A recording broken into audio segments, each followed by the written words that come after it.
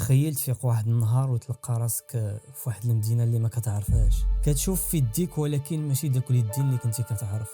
كتشوف في المرايه كتلقى الوجه هو غير هو، كتحس به عيان بزاف، بحال دوز واحد الحرب اللي انت ما عارف عليها والو. هاد الشيء ماشي سيناريو ديال شي فيلم، هاد الشيء عشتو انا اللي ضعت من راسي 15 عام، وفي لحظه واحده رجعت ولكن لقيت العالم اللي كنت كنعرفو ما بقاش كيتسناني. كلشي بدا صدفه. كنت خارج من الدار واحد النهار، كنت لابس جاكيطه وخارج بغيت نجيب شي حاجه من الحانوت كان في الشارع اليمين، وهذه كانت اخر حاجه عقلت عليها. ومن بعد الظلام فقت ولقيت راسي خدام في واحد المحل ديال النجاره في مدينه بعيده بزاف على دارنا. الناس كانوا كيعيطوا عليا سعيد وانا كنجاوبهم عادي. كنت كنمشي للخدمه كنضحك وكنخلص الكرا، واقتنعت باللي انا هو سعيد. كان عندي روتين وكان عندي اصدقاء، وبطبيعه الحال كانوا عندي تا احلام، ولكن كان ديما واحد الغصه لداخل، واحد الاحساس باللي هاد الحياه ماشي ديالي. بحال مثلا لابس حوايج وماشي قدي، ولكن كنت كنسمي هاد الشيء مجرد قلق مرضي. حتى جا داك النهار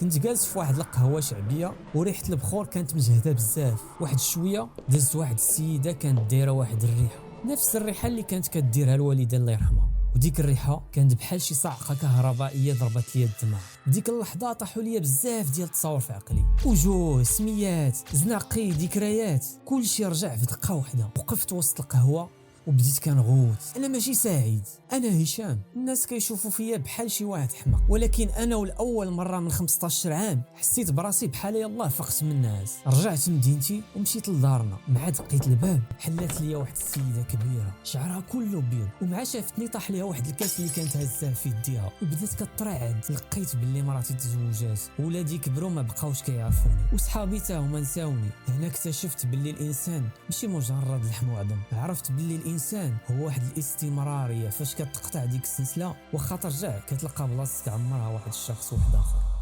دابا وانا كنعاود لكم هذا الشيء كنسول راسي، واش انا هو داك الشخص اللي ضاع، ولا انا هو سعيد اللي عاش 15 عام؟ الذاكره هي داك الخيط الرقيق اللي رابطنا مع الواقع. وردوا البال عندكم شي نهار يتقطع داك الخيط. ديروا جيم، خليو شي كومونتير زوين، تابوناو، تلاقاو في قصه جديده ان شاء الله.